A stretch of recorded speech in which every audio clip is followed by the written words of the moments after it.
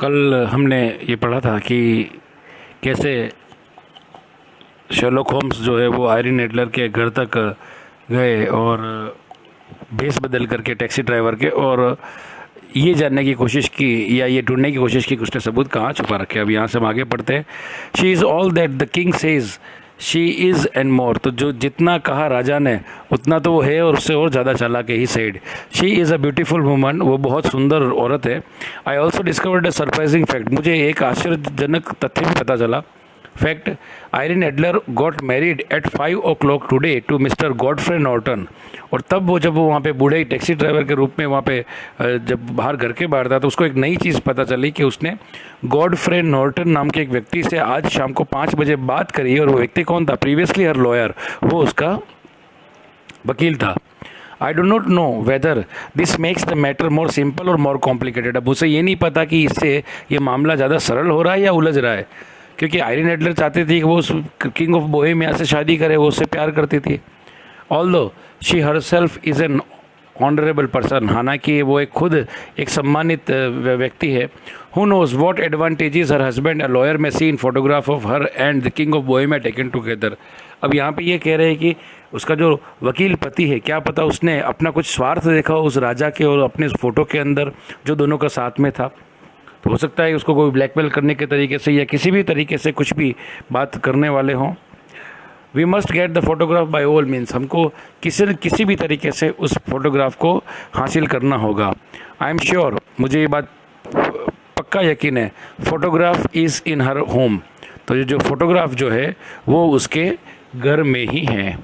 Watson you must help me go there and get it. तो Watson जो उसका दोस्त है, जो अभी जिससे ये नरेटर बात कर रहे हैं, कुछ तुम्हें मेरी मदद करनी होगी।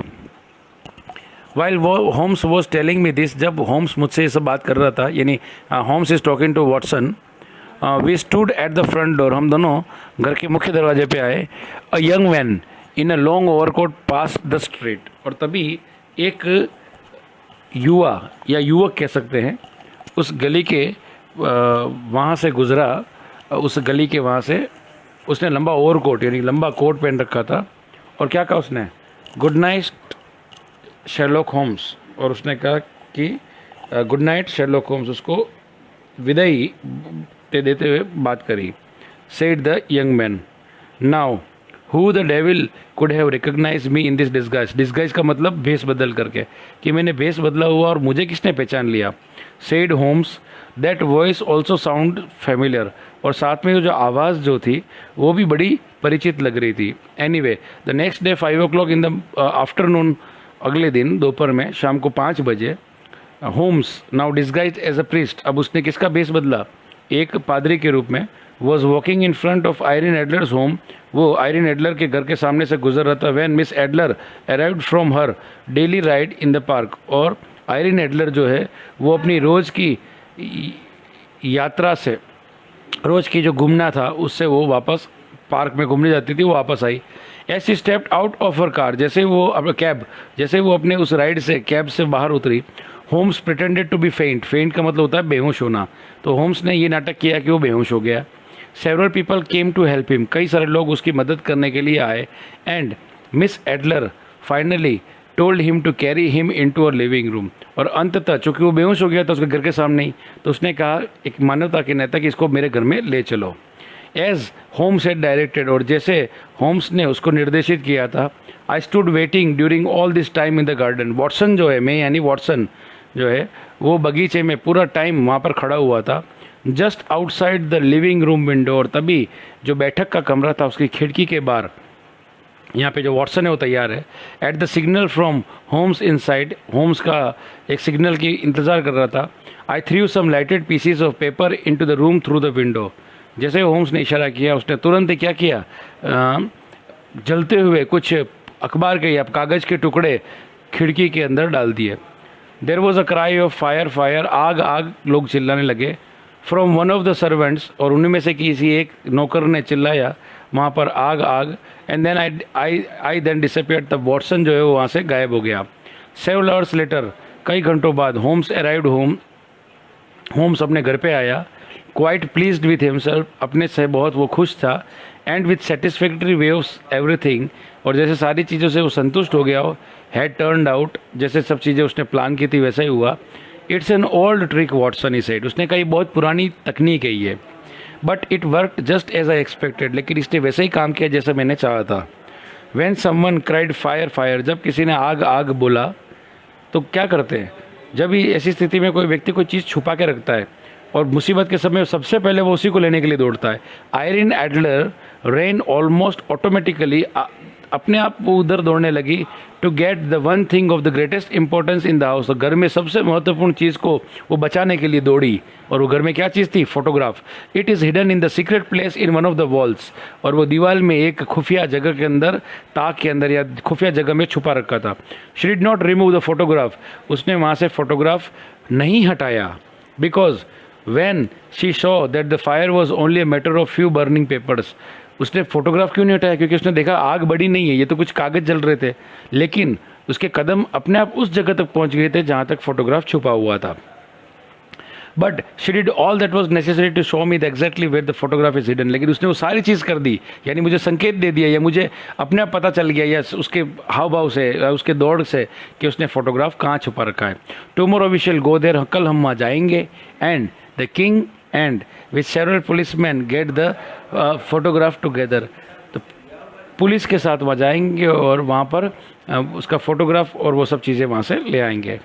Next day however when Holmes went to miss Adler's house, अगले दिन होम्स जब उसके घर पे गया, he had one of the greatest shocks of his long career, अपने जीवन का सबसे बड़ा झटका उनको तब लगा। There was no one at home, घर पे कोई नहीं था, and miss Adler and all the servants had apparently gone away, miss Irene Adler और उसके नौकर सारे ही वहाँ से चुपचाप स्पष्ट रूप से चले गए थे। Holmes went at once to the secret place in the wall, Holmes सीधे ही अपने उस खुफिया जगह पर, वहाँ पे दीवार में जो छुपे हुए थे फोटो, वहाँ चले गए। फोटोग्राफ वॉज देयर, वहाँ पे वो फोटोग्राफ भी था, but there was in message it with it, वहाँ पर एक संदेश भी था। It read, dear Sherlock Holmes, I had been told the king would be probably go to you for help in getting the photograph, मुझे ऐसा बताया गया था कि संभवतः राजा जो है वो फोटोग्राफ के लिए आपके पास मदद के लिए आएगा। दस I was expecting you any day, लेकिन मैं, और मुझे इसीलिए मैं आपका कब इंतज़ार कर रही थी कि आप कभी भी आ जाओगे। First I recognise you disguise as a cab driver, पहले मैंने आपको पहचान लिया जब आप टैक्सी ड्राइवर या कैब ड्राइवर के रूप में आए थे। Then followed you to your apartment, और फिर मैं पीछे पीछे आपका पीछा करते हुए मैं आपके अपार्टमेंट तक आई, just to make sure it was you, ये यकीन करने के लिए या ये पक्का करने के लिए कि वो आप ही थे।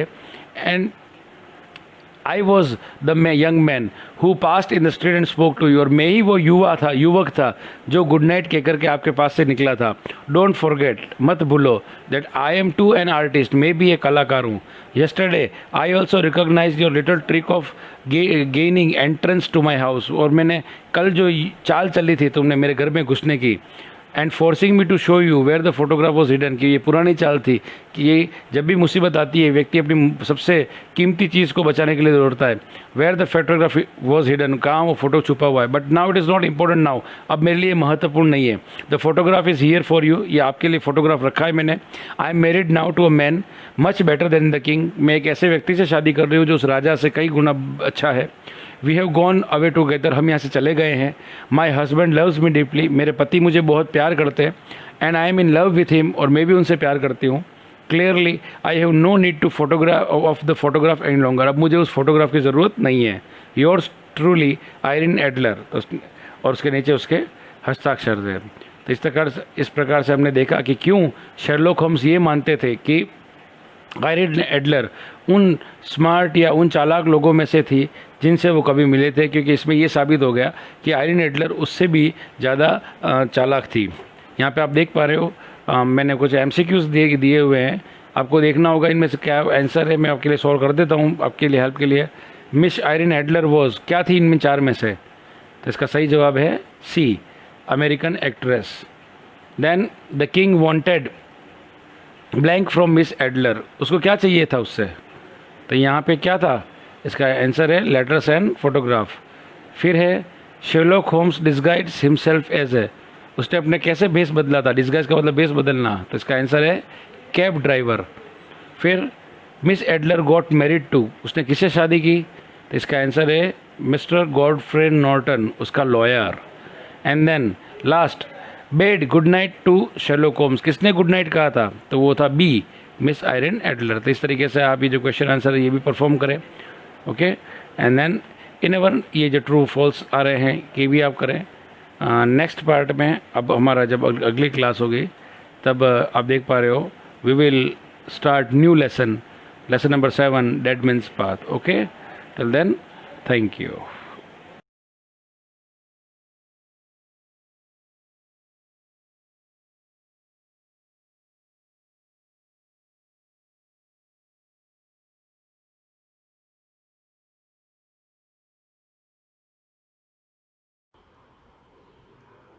गुड मॉर्निंग बच्चों, वीडियो लेक्चर सीरीज़ में आपका स्वागत है। आज हम पढ़ रहे हैं औद्योगिक विधियाँ फिनोल की औद्योगिक विधियाँ यानी इंडस्ट्रियल मेथड। हम फर्स्ट मेथड डिस्कस कर चुके हैं क्यूमीन से फ्रॉम। दूसरा मेथड हम पढ़ेंगे कोलतार, फ्रॉम कोलतार। क्यूमीन से पढ़ चुके हैं हम, दूसरा है फ्रॉम कोलतार। कोलतार से भी हम फिनोल बना सकते हैं। जो कोलतार होता है उसका हम डिस्टिलेशन करते हैं तो जो मिडिल ऑयल फ्रैक्शन होता है उसमें फिनोल और क्या होते हैं, नेफ्थलीन होते हैं। जो मध्य जब उसका फ्रैक्शन करते हैं, प्रभाजी आसवन करते हैं कोलतार का, तो उसमें जो मिडिल ऑयल फ्रैक्शन होता है, मध्य जो प्रभाज होता है, मध्य तेल अंश होता है, मध्य तेल अंश प्रभाजी आसवन करते हैं हम कोलतार का, तो मध्य तेल अंश या मिडिल फ्रैक्शन जो ऑयल होता है उसमें हमारे क्या होते हैं, फिनोल और नेफ्थलीन होते हैं। फिनोल और नेफ्थलीन होते हैं। तो इस मध्य तेल जो होता है उसको लेते हैं और उस अंश को क्या करते हैं, NaOH से कराते हैं। इस मध्य तेल अंश लेते हैं जिसमें क्या है, फिनोल और नेफ्थलीन है। इसको लेते हैं और उसकी किससे रिएक्शन कराते हैं, NaOH से रिएक्शन कराते हैं। तो क्या बनता है, फिनॉक्साइड बनता है।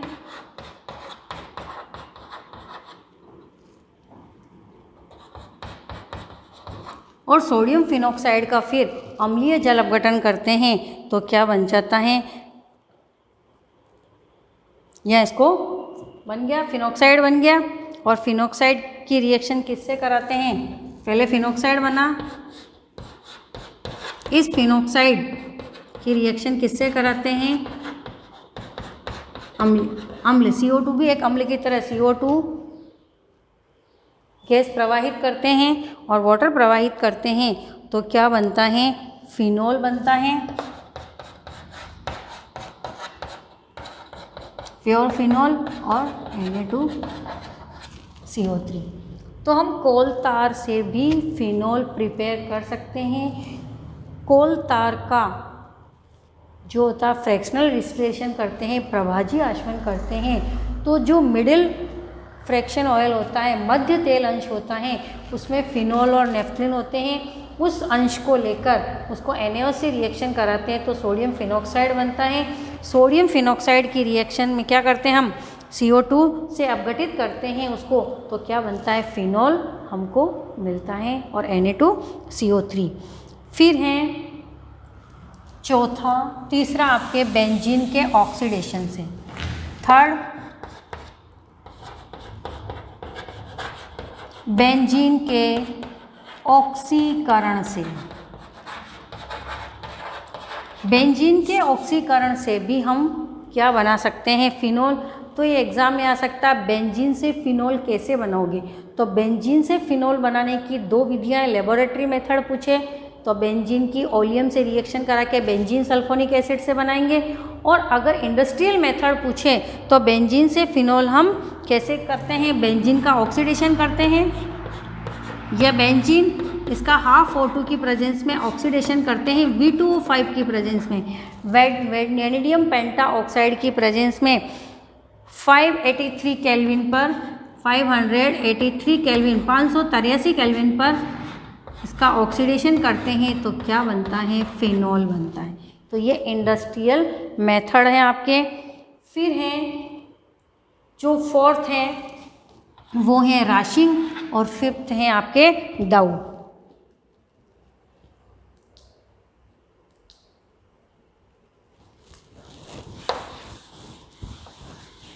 फोर्थ मेथड है राशिंग प्रक्रम या राशिंग विधियाँ। राशिंग विधि से भी हम फिनॉल बना सकते हैं। इसके लिए पहले हम क्या करते हैं?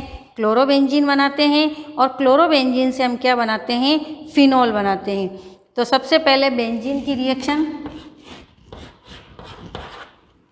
HCl के साथ हाफ O2 की प्रेजेंस में रिएक्शन कराते हैं। क्या बनता है? किसकी प्रेजेंस में?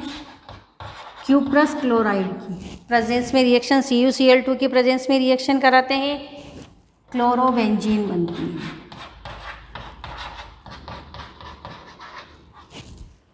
क्लोरोबेंजीन ये हो गए राशिंग प्रक्रम। राशिंग प्रक्रम से हमने क्या बनाते हैं? क्लोरोबेंजीन बनाते हैं। इस क्लोरोबेंजीन की सिलिका की प्रेजेंस में हम क्या करते हैं? भाप की आसवन करते हैं। सिलिका की प्रेजेंस में रिएक्शन कराते हैं। कितने टेम्परेचर पे? 723 केल्विन पर 723 केल्विन पर रिएक्शन कराते हैं तो क्या बनता है? फिनॉल हमको मिलता है। और क्या बनता है? HCl। इस प्रोसेस को बोलते हैं राशिंग विधि। राशिंग विधि से भी हम क्या करते हैं? क्लोरोबेंजीन बनाते हैं पहले और फिर फिनॉल बना सकते हैं। इसके लिए बेंजीन की रिएक्शन HCl हाफ O2 और CuCl2 की प्रेजेंस में रिएक्शन कराते हैं, क्लोरोबेंजीन बनती है। क्लोरोबेंजीन की भाप और सिलिका के साथ रिएक्शन कराते हैं तो बनती है फिनॉल। लास्ट जो आपके प्रोसेस है डाउ प्रोसेस। डाउ प्रोसेस में डाउ विधि, डाउ विधि में क्लोरोबेंजीन तो हम राशिंग प्रोसेस से ही बनाते हैं। जो राशिंग प्रोसेस से हमको क्लोरोबेंजीन बनी वही काम आ सकती है। यानी सबसे पहले बेंजीन लेंगे, HCl लेंगे, हाफ O2 CuCl2 की या FeCl3 की प्रेजेंस में, FeCl3 भी ले सकते हैं हमको की प्रेजेंस में रिएक्शन कराते हैं तो क्या बनती है? क्लोरोबेंजीन बनती है। और क्लोरोबेंजीन की रिएक्शन हम दो के साथ कर सकते हैं डाउ प्रक्रम में। एक इसकी फर्स्ट है क्लोरोबेंजीन की रिएक्शन किससे कराते हैं? NaOH से प्लस NaCl। 623 केल्विन पे CuCl2 की प्रेजेंस में और 300 एटमॉस्फेयर पे। अगर हम दूसरी विधि भी से भी बना सकते हैं। यहाँ पर हम क्या ले लें? सोडियम कार्बोनेट, वही सेम 623 केल्विन CuCl2 की प्रेजेंस में 300 एटमॉस्फेयर प्रेशर पे, तो भी क्या बनता है? फिनॉल। फिनॉल बनता है, NaCl बनता है और NaHCO3।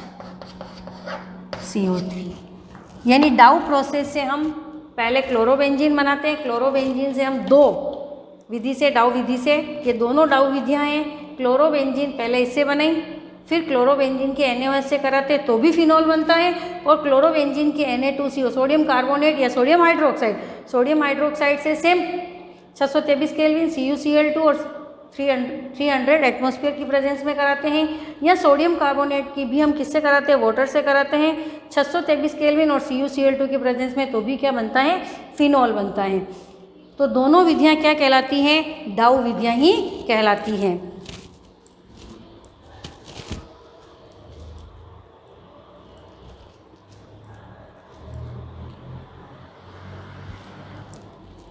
दोनों ही विधि से हम क्या बना सकते हैं?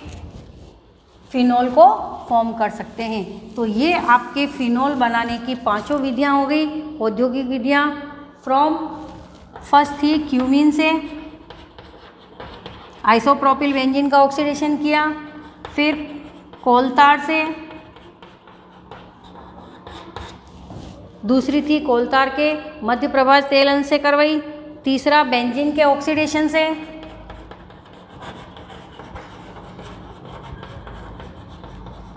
ऑक्सीकरण से, चौथा राशिंग विधि से। राशिंग विधि में क्लोरोबेंजीन, और क्लोरोबेंजीन का हमने क्या करते हैं, सिलिका की प्रेजेंस में भाप आशवन। और पांचवा डाउ प्रोसेस। डाउ प्रोसेस में क्या करते हैं, क्लोरोबेंजीन लेते हैं और क्लोरोबेंजीन की NaOH या Na2CO3 की साथ क्या कराते हैं, अपघटन कराते हैं, तो फिनोल बनती है। तो ये आपके फिनोल के प्रिपरेशन मेथड थे। अब हम पढ़ेंगे फिनोल के भौतिक गुण। फिनोल के भौतिक गुण, फिर हम पढ़ेंगे रासायनिक गुण। फिनोल के भौतिक गुण।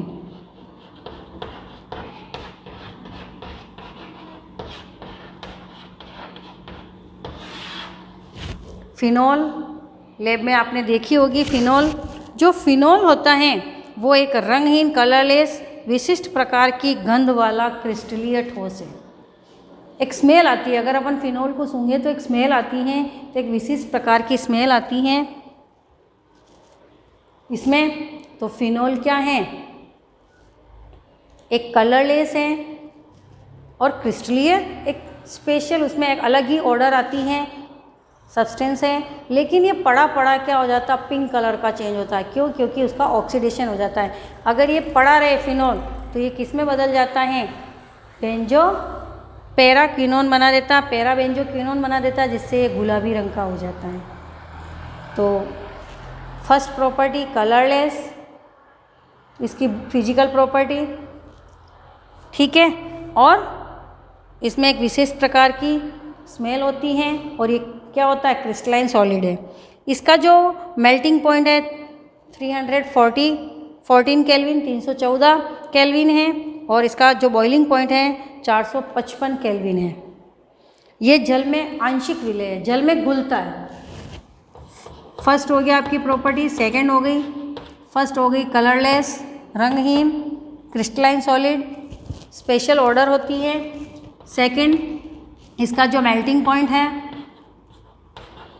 और इसका जो बॉइलिंग पॉइंट है। मेल्टिंग पॉइंट है इसका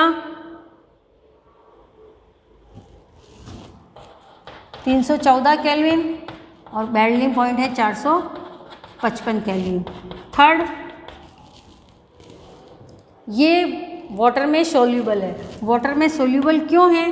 क्योंकि ये वाटर के साथ क्या बना देता है, इंटरमोलिक्यूलर हाइड्रोजन बॉन्डिंग। फिनोल पानी में घुलनशील है। क्यों? क्योंकि ये पानी के साथ क्या बना देता है, हाइड्रोजन बॉन्ड बना देता है। वाटर के साथ क्या बना देता है, हाइड्रोजन बॉन्ड बना देता है। इसीलिए फिनोल जल में घुलनशील है। फिर है वाटर मॉलिक्यूल्स के साथ क्या बना देता है, ये देखो फिनोल कैसे भी बना सकते हैं, H और ये H, इसके साथ ये क्या बनाया था, हाइड्रोजन। फिर दूसरा ये O से जुड़ेगा, है ना। तो फिनोल पानी में घुलनशील क्यों है? क्योंकि ये फिनोल वाटर के साथ अंतराण्विक हाइड्रोजन बंध बना देती है। वायु के संपर्क में आने पर ये ऑक्सीकृत हो जाती है और गुलाबी रंग में, अभी मैंने बताया कलरलेस होती है, लेकिन वायु की प्रेजेंस में आने पर ये इसका ऑक्सीडेशन हो जाता है और ये गुलाबी रंग की हो जाती हैं। और क्या बना देती हैं, फिनोल का ऑक्सीडेशन हो जाता है वायु की प्रेजेंस में, और क्या बना देते हैं, पैराबेंजोक्विनोन। ये रंगहीन है और ये गुलाबी, ये कलरलेस है और ये पिंक कलर का। फिर है, अगर ये अपने शरीर पे कहीं भी गिर जाए, ये पॉइजनस सब्सटेंस है, विषैला है। और अगर ये हमारी स्किन पे गिर जाता है तो फफोले कर देता है, ब्लिस्टर्स हो जाते हैं, छाले हो जाते हैं, फफोले हो जाते हैं। ये एक एंटीसेप्टिक है और कीटाणुनाशक है, इसीलिए इसका यूज़ हम घर में पोछे वोछे लगाने में इसका यूज़ हम करते हैं। तो ये आपकी फिनोल की जो है फिजिकल प्रॉपर्टीज़। फिर इसकी एक है कि फिनोल, ये आपके क्वेश्चन आ सकता है कि फिनोल जो होता है समान अणुभार वाले अन्य हाइड्रोकार्बन से क्या होते हैं, इनके क्वथनांक उच्च होते हैं, क्यों? समान हाइड्रोकार्बन वाले ether, alcohol, halo alkanes, halo arenes, ये क्वेश्चन आ सकता है बोर्ड में। फिनोल के जो बॉइलिंग पॉइंट है वो समान अणुभार वाले हाइड्रोकार्बन यानी alkane, halo arene, halo alkane, ether से अधिक होते हैं, क्यों? क्योंकि फिनोल में ये फिनोल के अणुओं के बीच में क्या पाया जाता है? अंतर आणविक हाइड्रोजन बंध। अंतर आणविक हाइड्रोजन बंध के कारण इनका संगुणन हो जाता है फिनोल के अणुओं का। ये देखो, फिनोल के अणुओं का क्या हो जाता है? संगुणन हो जाता है, इसीलिए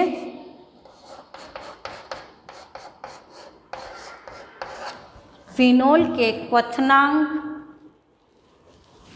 hydrocarbon,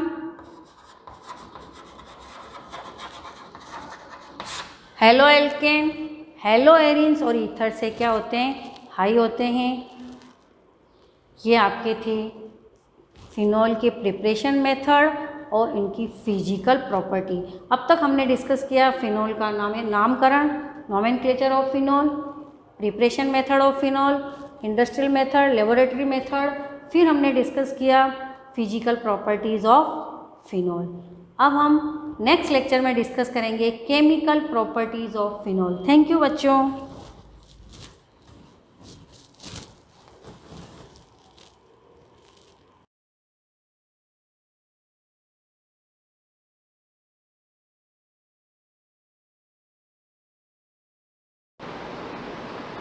good morning everyone. Last class में हम देख रहे थे कि किसी जो शेल हमारे नॉन कंडक्टिंग शेल हो या कंडक्टिंग शेल हो, तो उसकी स्फेरिकल शेल है, उसके कारण किसी पॉइंट जो कि आउटसाइड है, शेल कहाँ पर है? आउटसाइड द शेल है, कोई पॉइंट है P, वहाँ पर इलेक्ट्रिक फील्ड कितनी है, और वहाँ पर इलेक्ट्रिक फील्ड हमने निकाली थी, और वो इलेक्ट्रिक फील्ड हमारी आई थी E = 1/4πε0 Q/r²।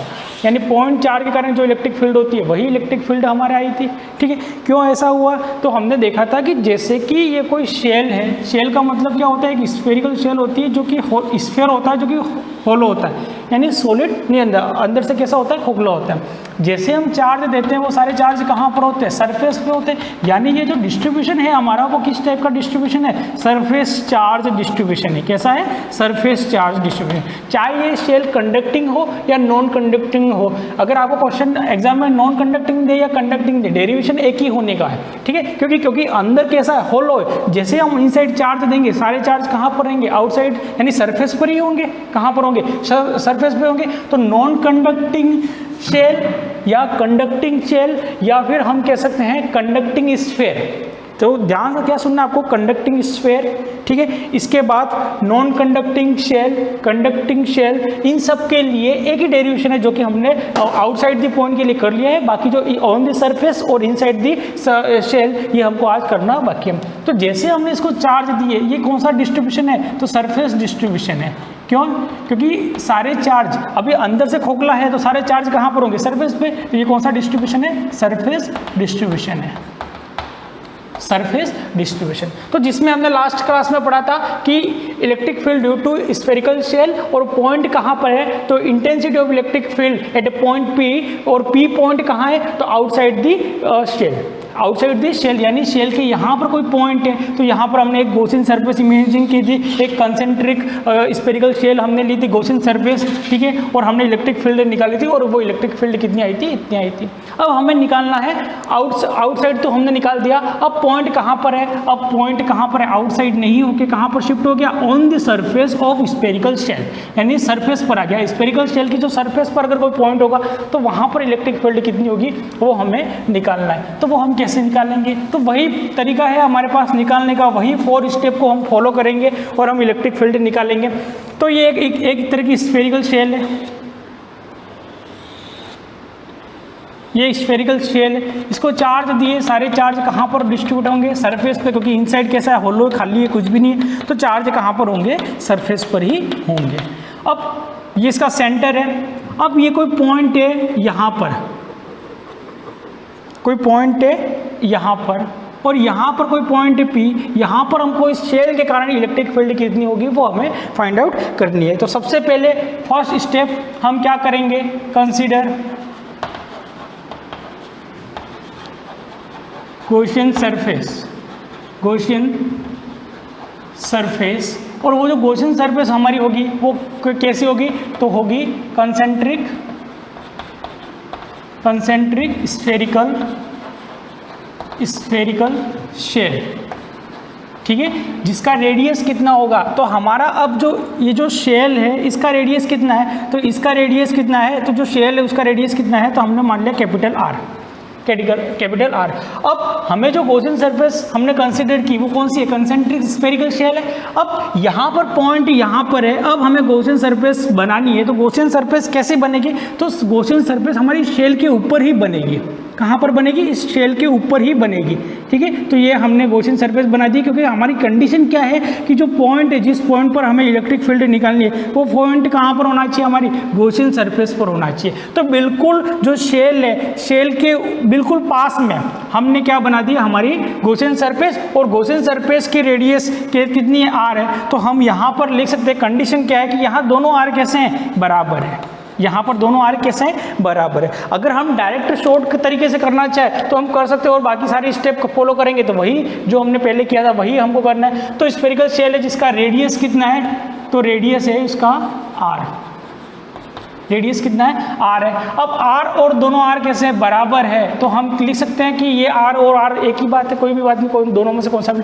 सेकंड हमको निकालना है क्लोज इंटीग्रल ADS, ठीक है। अब ये जो सरफेस हमने कंसीडर की इसके अंदर क्या थीटा और ई की सिमेट्री है, तो हम चेक करेंगे। तो हमने देखा कि ये जो पूरा चार्ज जो सरफेस पे डिस्ट्रीब्यूशन है, तो सेंटर ऑफ मास के कारण और सेंटर ऑफ चार्ज, तो सारा चार्ज इसका कहाँ पर लोकेट है, तो इसका चार्ज लोकेट है इसके सेंटर पर। तो सेंटर पर लोकेट है तो फील्ड लाइंस कैसी होगी, रेडियली आउटवर्ड। तो ये रेडियली आउटवर्ड हमने देखा, तो कि फील्ड लाइंस कैसी है, रेडियली आउटवर्ड है। और हमने जैसे ही फील्ड लाइंस को बैक ट्रैक किया वो फील्ड लाइंस कैसी है, जहाँ से की यानी सेंटर से पास हो रही है ऐसे, ठीक है। तो ये सारी क्या है, इलेक्ट्रिक फील्ड लाइन से। तो सारा चार्ज हम कहाँ पर मानते हैं, सेंटर पर। जैसे पॉइंट चार्ज है ये, तो पॉइंट चार्ज जिस टाइप से इलेक्ट्रिक फील्ड बनाता है ऐसे radially outward, same as it is ये भी इलेक्ट्रिक फील्ड बनाएगा। तो सपोज ये पॉइंट है हमारा P ये वाला, और यहाँ पर जो इलेक्ट्रिक फील्ड वेक्टर है वो ये रहा। अब ये जो स्मॉल सरफेस हमने ले ली DS, यहाँ पर जो एरिया वेक्टर बनाया हमने बनाया ये हमारा एरिया वेक्टर, सरफेस से परपेंडिकुलर ये एरिया वेक्टर, जैसे स्मॉल सरफेस है तो ये इसका क्या हो गया, एरिया वेक्टर। अब इलेक्ट्रिक फील्ड वेक्टर और एरिया वेक्टर दोनों की डायरेक्शन कैसी है, सेम डायरेक्शन में दोनों। तो अगर दोनों सेम डायरेक्शन में है तो थीटा की वैल्यू यहाँ पर कितनी होगी, तो हम जानते हैं थीटा की वैल्यू 0 होगी, और cos 0 इज इक्वल टू कितना हो जाएगा, 1 हो जाएगा।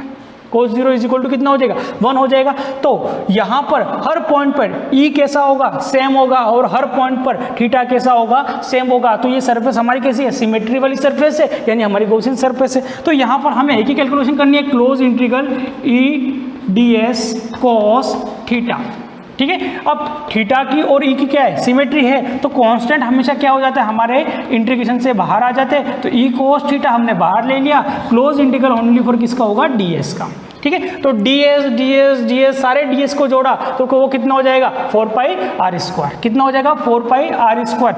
तो कितना हो गया, ठीक है। तो अब ये कितना है, तो e और E कितना है, ये हमारा cos थीटा। तो E cos थीटा और थीटा की वैल्यू कितनी है, हर पॉइंट पर सेम है, तो थीटा कितना हो गया 1, और E एज इट इज आ गया।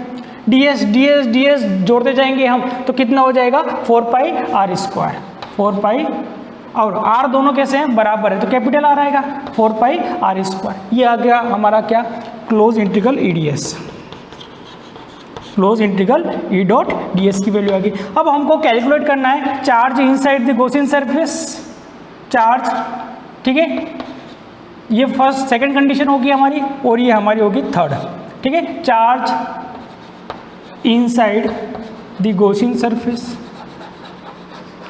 गॉसियन सरफेस, ठीक है। तो इनसाइड द चार्ज कितना चार्ज दिया हमने इस स्फेरिकल शेल को, तो हमने फर्स्ट क्लास में पिछली क्लास में देखा था हमने कि सर इसको चार्ज कितना दिया, Q चार्ज दिया, तो Q कितना चार्ज है, इसके पास Q चार्ज है, कितना चार्ज है Q चार्ज है। तो फोर्थ कंडीशन, फोर्थ स्टेप हमारी क्या होगी, अप्लाइंग गॉस थ्योरम, ठीक है, या गॉस लॉ। अब पुट द वैल्यू, ठीक है, और वैल्यू कौन सी पुट करनी है हमको, close integral E dot ds is equal to Gauss theorem क्या कहता है Q/ε0, ठीक है। अब क्लोज इंटीग्रल ds की वैल्यू कितनी है तो E 4πr², तो हमने पुट कर दी E 4πr², ठीक है। Q की वैल्यू कितनी है, charge inside the Gaussian surface कितना आ रहा है, गॉसियन सरफेस के अंदर चार्ज कितना है, तो गॉसियन सरफेस के अंदर चार्ज कितना है, Q चार्ज है, ठीक है, तो Q चार्ज आ गया। अब Q/ε0 एज इट इज आ गया। अब यहाँ से E को निकालना है, बाकी सबको क्या कर दो, ट्रांसफर कर दो, तो E इज इक्वल टू क्या आ गया, Q as it is 4πr², नीचे चला गया तो क्या बन गया 4πε0r²। ये कहाँ पर आ गया, ऑन द सरफेस। ये जो इलेक्ट्रिक फील्ड है वो कहाँ पर है, तो ये इलेक्ट्रिक फील्ड हमने किसके लिए निकाली, ऑन द सरफेस। पॉइंट कहाँ पर है, on the surface, on the surface, ठीक है। तो ऑन दी सरफेस के लिए इलेक्ट्रिक फील्ड कितना कि Q/4πε0r, और आउटसाइड दी सरफेस हमने कितनी निकाली थी, तो आउटसाइड दी सरफेस हमने कितनी निकाली थी, तो वो हमारी इलेक्ट्रिक फील्ड आई थी E इज इक्वल टू कितनी आई थी, Q/4πε0 Q/r²। यहाँ पर हमारे स्मॉल r था, यहाँ पर हमारा क्या आ गई, जो शेल का रेडियस है, और शेल का रेडियस कितना है, r रेडियस है, तो कितना हो गया। अब इन दोनों में से ज़्यादा कौन सी है वो हम बाद में देखेंगे। अब थर्ड पॉइंट हमको निकालना है, तो थर्ड पॉइंट हमको निकालना है इनसाइड। कहाँ पर निकालना है हमको, इनसाइड निकालना है। कि अब इनसाइड के लिए हमको डेरिवेशन करने की आवश्यकता ही नहीं है, क्योंकि ये इलेक्ट्रिक चार्ज कहाँ पर है, सरफेस पर चार्ज है। अब कोई पॉइंट, ये जो P पॉइंट है वो कहाँ पर आ गया, सपोज हमारा यहाँ पर आ गया, ये इसका सेंटर है, ये P पॉइंट यहाँ पर आ गया। अब सेंटर से ये डिस्टेंस कितने डिस्टेंस पर है, स्मॉल r डिस्टेंस पर, तो ये पॉइंट है P जो कि कितने डिस्टेंस पर है, r डिस्टेंस पर है। तो यहाँ पर इलेक्ट्रिक फील्ड क्या कैसे निकालेंगे, तो सबसे पहले स्टेप हम क्या कंसिडर करेंगे, गॉसियन सरफेस। तो ये हमने एक स्फेरिकल कंसेंट्रिक स्फेरिकल शेल हमने बना दी। अब सेकेंड कंडीशन, गॉसियन सरफेस तो हमने बना दी, क्लोज इंटीग्रल EDS। अब यहाँ पर सबसे पहले चीज मुझे बताओ, charge inside the Gaussian surface. Third condition क्या है, तो थर्ड कंडीशन है point inside the shell. Point कहाँ पर है, शेल के इनसाइड है, जो चार्ज शेल है उसके इनसाइड पॉइंट है यहाँ पर। तो यहाँ पर मुझे बताओ गॉसियन सरफेस के इनसाइड चार्ज कितने हैं, तो गॉसियन सरफेस के इनसाइड चार्ज की वैल्यू कितनी है, 0। और अगर चार्ज की वैल्यू 0 है, चार्ज की value inside the Gaussian surface charge की वैल्यू अगर 0 है, तो हमारा जो इलेक्ट्रिक फील्ड हो जाएगा वो कितना हो जाएगा, 0। कितना हो जाएगा, 0 हो जाएगा, ठीक है। तो out inside the shell, inside the spherical shell, charge spherical shell,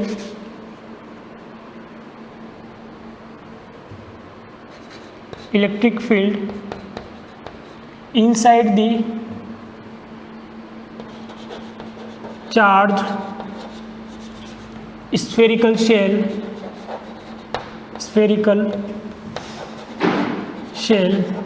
ठीक है, कितनी हो जाएगी, 0।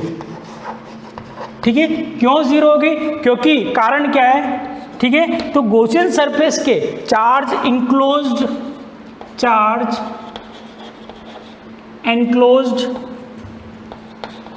enclosed by Gaussian surface Gaussian, इसको मैं ऊपर लिख रहा हूँ, गॉसियन सरफेस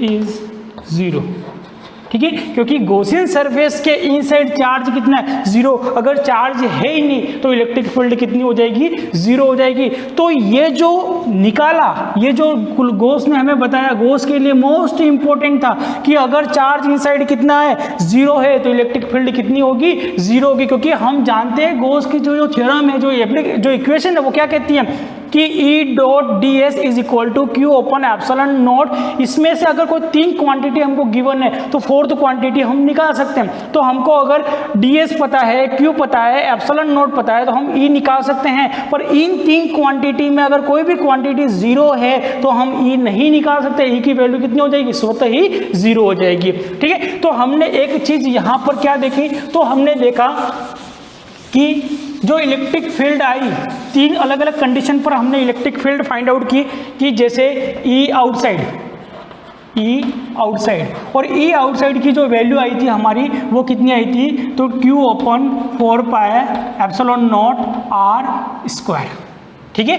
अब दूसरा हमने निकाला था E ऑन द सरफेस, यानी ऑन दी सरफेस, कौन सी सरफेस, तो जो शेल हमको गिवन है उसकी सरफेस पर अगर कोई पॉइंट है तो वहां पर इलेक्ट्रिक फील्ड की वैल्यू कितनी आएगी, Q upon 4 pi epsilon naught R square, ठीक है। अब हम जानते हैं आउटसाइड द सरफेस क्या कंडीशन होती है, आउटसाइड द सरफेस R क्या होता है, स्मॉल होता है, कैपिटल R जो होता है वो कैसा होता है, स्मॉल होता है, किससे, स्मॉल r से। तो स्मॉल r से जो कैपिटल R होता है वो कैसा होता है, स्मॉल होता है, outside the surface. On the surface दोनों r कैसे हो जाते हैं, बराबर हो जाते हैं, दोनों r कैसे हो जाते हैं, बराबर हो जाते हैं। अब तीसरी जो कंडीशन है वो कौन सी कंडीशन है, E इनसाइड दी शेल, या हम कह सकते हैं सरफेस इनसाइड दी शेल, वो कितनी आई हमारी, तो E इनसाइड दी शेल कितनी आ गई, 0। वाई, क्योंकि इनसाइड दी शेल चार्ज कितने हैं, क्योंकि चार्ज तो कहाँ पर है, सरफेस पर है, इसके वॉल्यूम के अंदर तो कैसा है, खाली है, तो अंदर कुछ चार्ज ही नहीं है। अगर चार्ज की वैल्यू अगर अंदर 0 है तो यहाँ पर इलेक्ट्रिक फील्ड कितनी होगी, 0, क्योंकि charge enclosed by Gaussian surface is 0, ठीक है। तो अगर गॉसियन सरफेस के अंदर चार्ज ही नहीं है तो इलेक्ट्रिक फील्ड कैसी होगी, 0 की, क्योंकि जो गॉस थ्योरम है हमारा वो क्या कहता है कि जो फ्लक्स लिंक होता है वो किसके कारण होता है, तो जो क्लोज्ड सरफेस के इनसाइड जो चार्ज होता है उसी के कारण फ्लक्स लिंक होगा। अगर फ्लक्स ही 0 हो जाएगा, तो फ्लक्स अगर 0 हो गया तो इलेक्ट्रिक फील्ड कितनी हो जाएगी, 0 हो जाएगी, कितनी हो जाएगी, 0 हो जाएगी। अगर आपको देखना है तो देख लो, close integral E dot ds is equal to क्या होता है, Q ओपन एप्सिलॉन नॉट। अगर Q की वैल्यू 0 है तो Q की वैल्यू 0 रखी, 0 ओपन एप्सिलॉन नॉट कितना हो गया, 0 हो गया। तो यहाँ से क्या बचा, E dot ds close integral E dot ds is equal to कितना हो गया, 0, या फिर अगर ds को ट्रांसफर करोगे तो कितना हो गया, 0। तो close integral E dot ds कितना आ गया, 0 हो गया, ठीक है। तो इनसाइड इलेक्ट्रिक फील्ड कितनी आ गई, 0। ऑन द सरफेस कितनी आ गई, Q upon 4 pi epsilon naught R square, ठीक है। और outside the surface Q is equal to कितना हो गया, 4 pi epsilon naught R square, ठीक है। अब हमको यहाँ पर कुछ कंक्लूजन निकालने हैं, और वो कंक्लूजन हम कैसे निकालेंगे, तो वो कंक्लूजन हम निकालेंगे ग्राफ से निकालेंगे। कैसे निकालेंगे, ग्राफ से निकाला। तो ग्राफ से हम कैसे कंक्लूजन निकालेंगे, तो हमने E और R के बीच का ग्राफ बनाया। ये क्या है, R, और ये है E, ठीक है। अब यहाँ पर हमने लिया ये जो R है, ये जो डिस्टेंस है वो कौन सा डिस्टेंस है, तो ये जो डिस्टेंस है, ये वाला जो डिस्टेंस है, सरफेस वाला डिस्टेंस है यहाँ से, वो हमारा कौन सा R है, तो वो है हमारा कैपिटल R, यानी ये क्या हो गया, हमारा सरफेस। तो अब देखो इलेक्ट्रिक फील्ड डिपेंड किस पे करती है, तो इलेक्ट्रिक फील्ड डिपेंड करती है डिस्टेंस के ऊपर।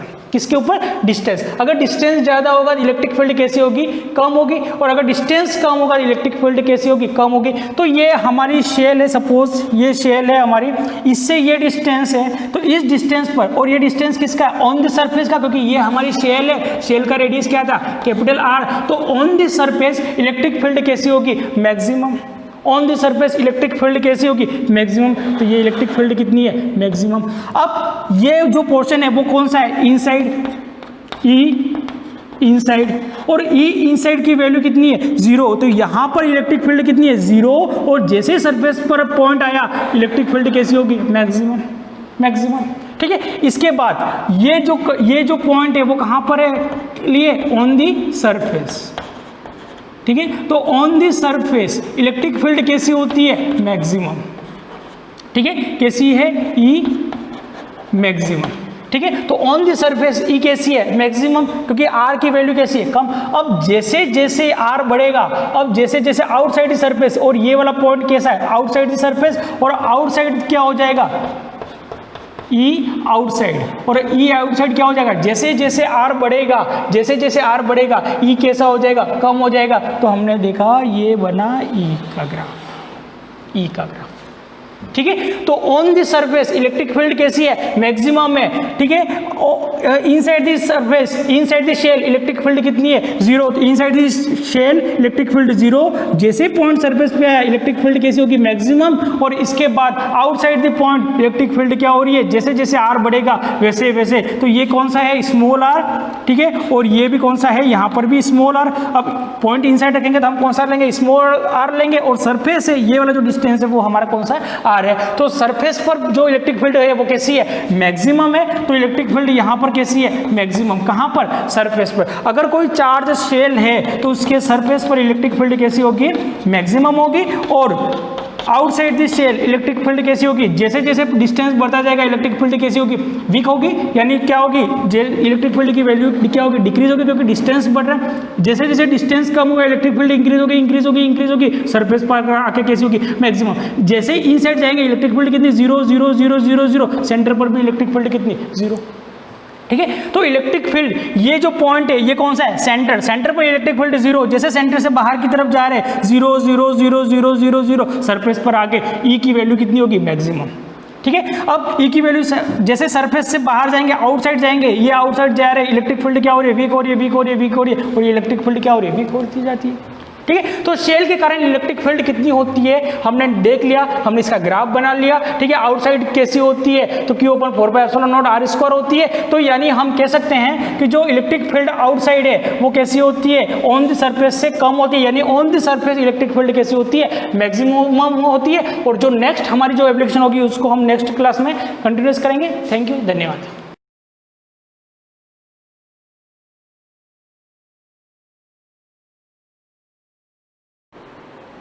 Good morning everyone. जैसा आपने प्रीवियस वीडियो देखा होगा तो आपको पता होगा कि डाइजेस्टिव सिस्टम हमने चैप्टर नया स्टार्ट किया था, और उसके बारे में जितना भी बेसिक इंट्रोडक्शन था वो हमने देख लिया था। जैसे 5 स्टेप्स होती है, इंजेक्ट हो, जैसे फूड आप इंजेक्ट करते हो, इंजेक्ट का मतलब इंजेक्शन, आपके अंदर एंगल्फ होता है फूड, या आप अंदर डालते हो खाना, जैसे ही आप खाते हो, इसके बाद वो फूड आगे जाता है और उसमें क्या होता है, डाइजेशन होता है। डाइजेशन होने के बाद क्या होगा, उसका एब्जॉर्प्शन होगा, फिर एसिमिलेशन होगा, और फिर इजेक्शन होगा, मतलब बॉडी से आप उसको बाहर निकाल दोगे। इसके बाद जो हमने बात की थी, जो मोस्ट इंपॉर्टेंट इस चैप्टर से रिलेटेड, वो है सारे ऑर्गन्स, यानी एलिमेंट्री कैनाल के अंदर कौन कौन से ऑर्गन प्रेजेंट होते हैं, वो आपके मेन इंपॉर्टेंट होते हैं। उन्हीं ऑर्गन्स के बारे में हम डिस्कस करने वाले थे। वो ऑर्गन्स के नेम आपको सीरीज वाइज आपको क्या होने चाहिए, याद होने चाहिए, क्योंकि आपके मतलब जो लेवल है उसके अकॉर्डिंग वो क्वेश्चन पूछा भी जा सकता है कि एलिमेंट्री में कौन कौन से ऑर्गन, वैसे आया नहीं है लेकिन आपको ऑर्गन्स याद रहेंगे तो उनसे रिलेटेड क्या पढ़ना वो भी आपको ऑटोमेटिकली याद होता जाएगा।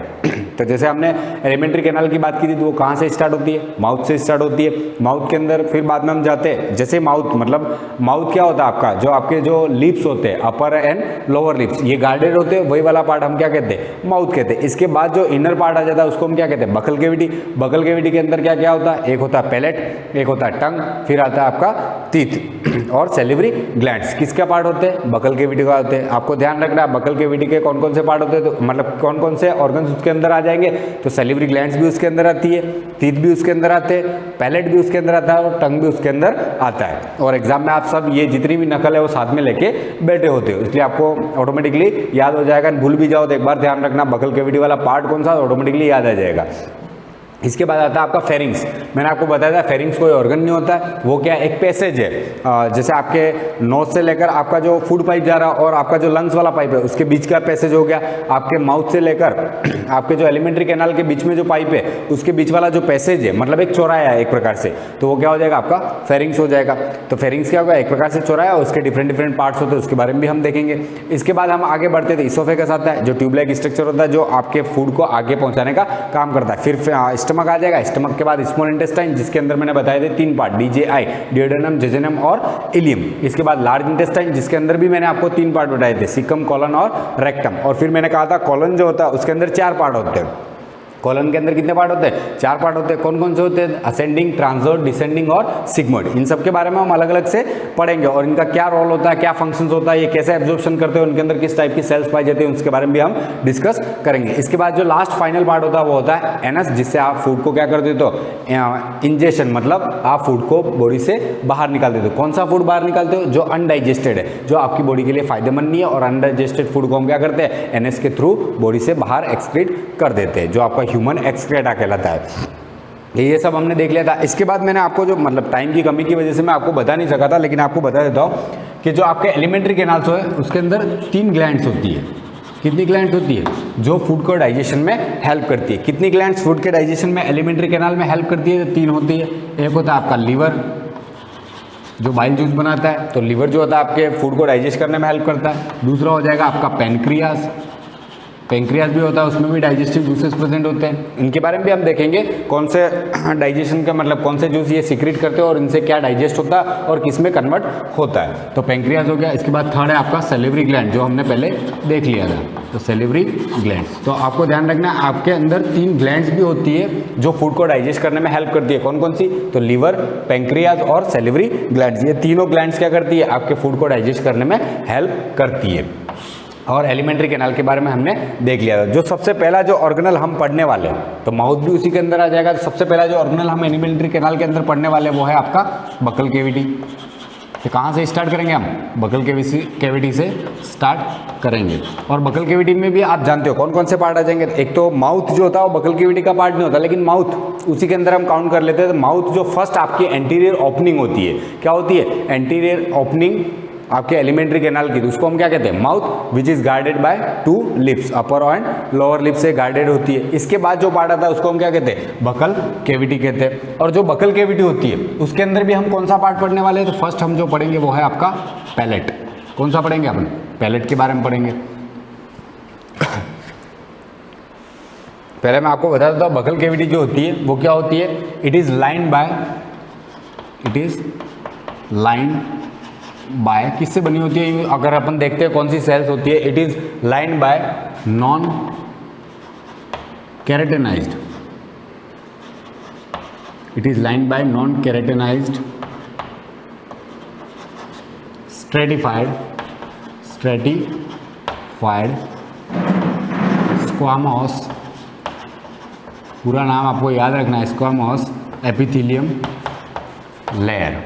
क्यों? कौन सी लेयर होती है इसमें? तो जो सेल्स की लेयर होती है उसको कहते हैं it is lined by non keratinized stratified squamous epithelium. Non keratinized मतलब इसके अंदर केराटिन डिपोजिशन नहीं होता है इनके अंदर, टिश्यूज के अंदर। और स्ट्रेटिफाइड स्क्वामस एपिथेलियम होती है बकल कैविटी जो होती है उसकी बात होगी। तो बकल कैविटी में हम सबसे पहले जो पढ़ने वाले वो है आपका पैलेट। तो आपको ध्यान रखना बकल कैविटी का ही पार्ट होता है पैलेट, क्योंकि मैंने आपको बता दिया है पैलेट बकल कैविटी का पार्ट होता है, टंग भी बकल कैविटी का पार्ट होता है, आपका तीत भी बकल कैविटी का पार्ट होते हैं, और आपकी सेलिवरी ग्लैंड भी जो होती है वो बकल कैविटी का ही पार्ट होती है। तो बकल कैविटी के स्ट्रक्चर को अगर अपन देखें तो सबसे पहले बकल कैविटी में हम पैलेट पढ़ रहे हैं, तो पैलेट पढ़ने के लिए हम क्या करेंगे? स्ट्रक्चर बना लेंगे यहाँ पे। तो जैसे स्ट्रक्चर की बात करें ह्यूमन की, तो ये तो हो गया आपका नोज, और फिर बाद में यहाँ से स्टार्ट होगा आपका लिप वाला पार्ट।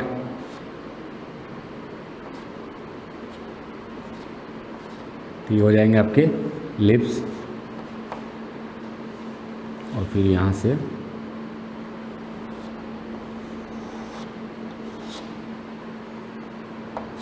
ये हो जाएगा आपका माउथ जैसा स्ट्रक्चर। तो आप देख रहे हो यहाँ पे जो नेजल कैविटी है, यहाँ से तो हो जाएगा आपका नेजल चैम्बर स्टार्ट, जो अंदर की तरफ ओपन होगा। अपन इंटरनल की बात कर रहे हैं, अंदर की तरफ क्या होगा? ओपन होगा। और ये वाला जो पोर्शन है आपका वो क्या हो जाएगा? यहाँ से जो हम बात कर रहे हैं ये एंटीरियर ओपनिंग है। क्या है आपकी? Anterior opening. एंटीरियर ओपनिंग, और एंटीरियर ओपनिंग किसकी वजह से होती है? तो माउथ। क्या होता है आपका? एंटीरियर ओपनिंग हो जाएगा आपका माउथ। यहाँ से क्या होता है माउथ से? तो entry of food. Entry of food मतलब आपका फूड कहाँ से एंटर करता है? आपके माउथ से एंटर करता है। इसके बाद ये क्या होता है? माउथ जो होता है it is guarded by 2 lips, और लिप्स में भी दो पार्ट होते हैं, अपर एंड लोअर लिप्स, आपको ध्यान रखना है। तो it is entry of food हो गया, गार्डेड बाय 2 लिप्स। तो ये हो गया आपका माउथ। इसके बाद ये वाला जो पोर्शन है वो क्या हो जाएगा आपका नेजल कैविटी।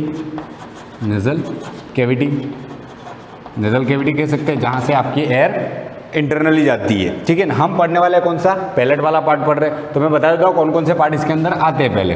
तो जो आपका पैलेट पार्ट होगा ये हो गया नेजल कैविटी, ये जो नेजल कैविटी है इसमें ये नेजल चेंबर है, और इसका जो नेजल चेंबर होता है वहीं से आपके अबो वाला जो पार्ट होता है, यानी ये वाला अबो वाला जो पार्ट होगा उसको हम क्या कहेंगे, इसको कहेंगे हम बकल कैविटी का पार्ट हो गया। और ये जो रूफ पार्ट है, यानी बकल कैविटी का जो रूफ पार्ट होता है उसी को हम क्या कहते हैं, पैलेट। तो ये पूरा स्ट्रक्चर आपका क्या कहलाएगा, ये कहलाता है आपका पैलेट। ये हो जाएगा आपका पैलेट, यानी रूफ ऑफ बकल कैविटी यूँ पूछे आपको तो आपको ध्यान रखना वो क्या होती है, आपका पैलेट होता है। इसके बाद अदर पार्ट्स भी बना देते हो ताकि आपको डिफ्रेंशिएट करने में ईजी हो जाए। और बीच में क्या होती है, यहाँ पे होती है आपकी टंग, और यहाँ पे क्या प्रेजेंट होते हैं, आपके टीथ प्रेजेंट होते हैं लोअर। अब वो हमने बनाए नहीं है तो आपको ध्यान रखना ये हो जाएगी आपकी टंग। इसके बाद ये हो जाएंगे आपके लोअर टीथ, और ऊपर वाला जो पार्ट है वो क्या कहलाएगा, आपका पैलेट कहलाएगा। अब आपको यहाँ पे ध्यान रखना है कि जो पैलेट होता है इसमें दो पार्ट होते हैं, एंटीरियर और पोस्टीरियर। तो आपको कैसे याद रखना है मैं बता देता हूँ। जो एंटीरियर पोर्शन होता है इसका, यानी पैलेट का जो एंटीरियर पोर्शन है, यानी हाफ पोर्शन अगर अपन बात करें, एंटीरियर जो पोर्शन होता है पैलेट का वो क्या होता है, हार्ड होता है। क्या होता है, हार्ड और बोनी होता है। यानी अपन यहाँ पे लिख सकते हैं एंटीरियर पार्ट ऑफ पैलेट कैसा होगा, हार्ड एंड बोनी। ये कैसा होता है, हार्ड एंड बोनी होता है। और आप फील भी कर सकते हो, जैसे आपकी टंग आप ऊपर करोगे तो ऑटोमेटिकली आपको हार्ड भी फील होगा। तो एंटीरियर पार्ट जो होता है वो क्या होता है पैलेट का, वो हार्ड और बोनी होता है। और आपका जो बैकवर्ड पोर्शन है, यानी हम पीछे वाला जो देख रहे हैं बचा हुआ, ये वाला पार्ट क्या होता है, पोस्टीरियर होता है। और ये पोस्टीरियर पार्ट कैसा होता है, सॉफ्ट होता है। तो ये हो जाएगा आपका पोस्टीरियर पोर्शन। और पोस्टीरियर पार्ट कैसा होता है, पोस्टीरियर पार्ट ऑफ पैलेट कैसा होता है, सॉफ्ट एंड कार्टिलेजिनस। कार्टिलेजिनस का मतलब कार्टिलेज का बना होता है, कार्टिलेजिनस हो गया। इसके बाद जो आपका पैलेट है उसके एक्सटेंशन से एक स्ट्रक्चर बनता है। आपने देखा भी होगा कभी कभी ऐसा बना हुआ रहता है, मुंह को जब हम खोलते हैं तो अंदर की तरफ यूं लटका हुआ रहता है। उसको हम क्या कहते हैं, इसको कहते हैं यूविला। क्या कहते हैं, यूविला, इसको कहा जाता है यूविला। जो हम कान के अंदर की बात करते हैं, लेकिन वैसा आपने कभी मुंह खोल के अंदर देखा हो तो वो जो आपके सॉफ्ट पैलेट होता है उसी का एक्सटेंशन होता है, जिसको हम क्या कहते हैं, यूविला कहते हैं। ये तो हो गया आपका स्ट्रक्चर। अब स्ट्रक्चर को ध्यान से देखना है आपको और याद भी करना है, वही कैरेक्टरिस्टिक्स आपको यहाँ पे लिखने। तो सबसे पहली बात, बकल कैविटी क्या होता है, it is line by non keratinize stratified squamous of epithelium. और इसके स्ट्रक्चर को हम देखते हैं तो कहाँ से स्टार्ट होगा, आपके माउथ से एलिमेंट्री कैनाल स्टार्ट हो रही है, और उसमें भी एंटीरियर ओपनिंग को हम क्या कहते हैं, माउथ कहते हैं। और उसमें एंट्री ऑफ फूड, मतलब माउथ से क्या होगा, फूड की एंट्री होती है वहाँ से, और it is guarded by 2 lips. ये हो गया। नेजल कैविटी ऊपर की तरफ होती है, और आपका जो बकल कैविटी है उसमें रूफ वाला पार्ट होता है वो क्या होता है, आपका पैलेट होता है। यानी पैलेट क्या हो जाएगा, roof of buccal cavity. Buccal cavity की जो रूफ होती है उसको हम क्या कहते हैं, पैलेट कहते हैं। इसके बाद हमने क्या देखा यहाँ पे कि इसका जो एंटीरियर पोर्शन था वो क्या है, हार्ड एंड बोनी है। तो हम यहाँ लिख सकते हैं कि एंटीरियर पार्ट ऑफ यहाँ पे इसके कैरेक्टरिस्टिक्स लिख रहा हूँ ताकि आप डिफ्रेंशिएट कर सको। तो anterior part of palate is hard and bony.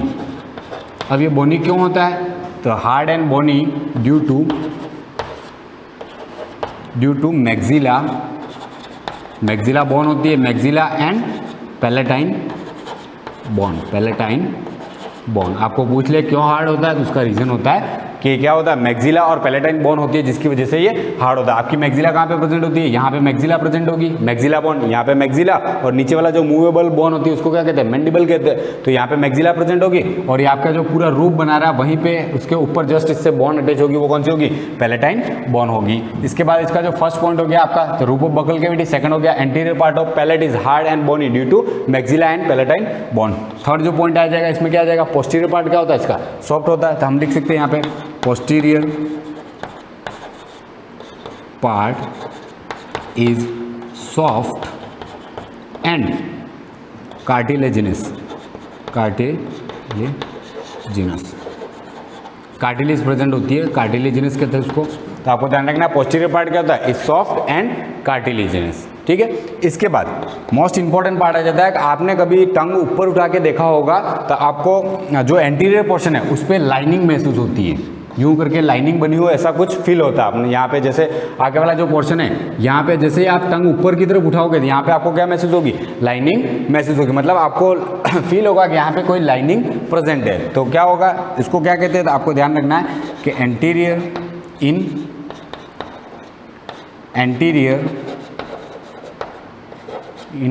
Anterior part of palatine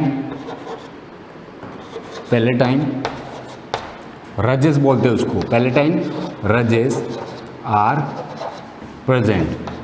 तो एंटीरियर पार्ट के अंदर ही क्या प्रेजेंट होती है, पैलेटाइन रजेस प्रेजेंट होती है। और ये पैलेटाइन रजेस जो होती है वो क्या करती है, ग्रिप प्रोवाइड करने का काम करती है। मतलब जो आप खाना खा रहे हो तो उसको ग्रिप प्रोवाइड करेगी ताकि वो मूव कर सके इजीली। और ये मोस्टली डेवलप होती है इन कार्निवोर्स ताकि उनको ग्रिप मिल सके। तो ये पैलेटाइन रजेस क्या करती है, ग्रिप प्रोवाइड करती है। एंड अपन यहाँ पे लिख भी सकते हैं most develop in carnivores. Carnivores जो एनिमल्स होते हैं मांसाहारी जिनको हम कहते हैं, कार्निवोर्स के अंदर क्या होती है, मोस्ट डेवलप होती है ये रजेस ताकि उनको ग्रिप मिल सके। और ये क्या करती है, ग्रिप प्रोवाइड करने का ही काम करती है। इसके बाद देखें अगर अपन तो इनके अंदर पहले साइंटिस्ट मानते थे कि इनके अंदर क्या होते थे, अपन कह सकते हैं इनके अंदर टेस्ट बर्ड प्रेजेंट थे, जिसकी वजह से इनको नाम भी दिया गया। मतलब यूँ माना जाता था कि टेस्ट बर्ड जितने भी होते हैं, मतलब जैसे ही हम खाना खाते हैं जो हमको टेस्ट आता है वो किसकी वजह से आता है, पैलेट की वजह से आता है। ऐसा कुछ नहीं है, इसके अंदर फ्यू टेस्ट बर्ड्स होती है लेकिन सारी टेस्ट बर्ड्स प्रेजेंट होती नहीं है, क्योंकि सारा जो टेस्ट है वो आपके टंग की वजह से ही आपको मिलता है। लेकिन पहले ऐसा माना जाता था, जिसकी वजह से अपन ने सुना भी होगा पैलेटेबल फ्रूट यूँ कहा जाता है। तो पैलेटेबल फ्रूट का कहने का रीज़न यही था कि पहले इसके अंदर टेस्ट बर्ड प्रेजेंट होते थे, यूँ समझा जाता था। तो palate also has few taste buds, जिसकी वजह से हम पैलेटेबल फ्रूट का भी नाम सुनते हैं। इसके बाद जो मोस्ट इंपॉर्टेंट है आपके वो ध्यान रखना, आपको यूविला आपके जो पीछे की तरफ एक्सटेंशन है ये किससे बना होता है, पहली बात तो आपको ये पता होना चाहिए। तो it is extension of soft palette. ये क्या होता है, सॉफ्ट पैलेट का एक्सटेंशन होता है। और सबसे मोस्ट इंपॉर्टेंट पार्ट हो जाता है कि ये होता क्यों है। सबसे पहली बात ये होता है अंदर की तरफ, लेकिन काम क्या करता है, तो it is extension of soft palate and it closes nares यानी नेजल चैम्बर, आपका जो आपका नेजल चैम्बर अंदर की तरफ खुल रहा है, नेजल कैविटी या नेजल चैम्बर भी कह सकते हैं इसको, नेजल चैम्बर। तो ये आपको ध्यान रखना है। एंड इट क्लोजेज नेर्स और नेजल चैम्बर वाइल स्वेलोइंग। मतलब आप जब खाना निगलते हो और जब खाना अंदर की तरफ उतारते हो तो वो लंग्स में न जाए, यूँ करके वो क्या करता है, नेजल चैम्बर को मतलब एयर पास ना हो जाए और वो आपके लंग्स में न चले जाए, यूँ करके ऊपर की तरफ उठ जाएगा, जिसकी वजह से आपका नेजल चैम्बर क्या हो जाता है, क्लोज हो जाता है और आप खाना आपके मतलब किसके अंदर जाएगा, इसोफेगस के अंदर चला जाएगा, फिर वापस नॉर्मल पोजीशन में आ जाता है। तो आपको ये ध्यान रखना है, मोस्ट इंपॉर्टेंट है यूविला। किसका पार्ट होता है, आपके बकल कैविटी में प्रेजेंट होता है और पैलेट के सॉफ्ट पार्ट से क्या होता है, अराइज होता है। और क्या करता है कि क्लोजेज नेर्स और नेजल चैम्बर वाइल स्वेलोइंग। मतलब आप जब खाना निगलते हो तब आपके नेजल चैम्बर को क्या कर देता है, क्लोज कर देता है, ताकि आपका खाना विंड पाइप के अंदर ना जाए और फंस ना जाए। इसलिए आपको ये ध्यान रखना है। इसके बाद आपको मोस्ट इंपॉर्टेंट ध्यान, ये तो यूविला था आपके मोस्ट इंपॉर्टेंट हो जाता है, क्योंकि हमेशा इसके ऊपर क्वेश्चन बनता ही है, इसलिए आपको यहाँ पे इसको क्या कर देना, मोस्ट इंपॉर्टेंट कर देना। तो ये बकल कैविटी का फर्स्ट पार्ट हमने यहाँ पे देख लिया। इसके बाद जो बचता है वो है आपका टीथ, जिसके बारे में हम नेक्स्ट क्लास में डिस्कस करेंगे। Thank you.